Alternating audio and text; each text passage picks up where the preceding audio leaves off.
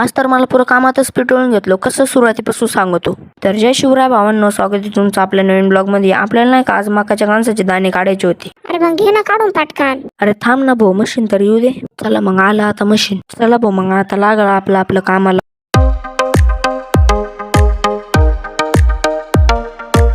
मग नाही का हा बी टेलर भरला होता. मग बाकीचे दाणे नाही का आम्हाला ह्या टेलर मध्ये घ्यायची होती, पण याला नाही का फाळकच नव्हतं. मग नाही का काका बी आले टेम्पो घेऊन. मग आम्ही आता चाललो फाळका आणायला ते. पण ते ट्रेलर आमचं नाही बर का, ते नाही का यांचं आहे. मग ते फाळकं नाही का इथं होतं. मग इथून नाही का फाळका उचललं ना आम्ही नाही का टेम्पोत उचलून टाकलं. आणि हा गहू पण सोंगणीला आलाय भाऊ. नुसत्या कामामागं कामच चालू आहे. मग इथं नाही का फाळकं बी बसून घेतलं. मग नाही का आमचं शेड्यूल परत सुरू झालं.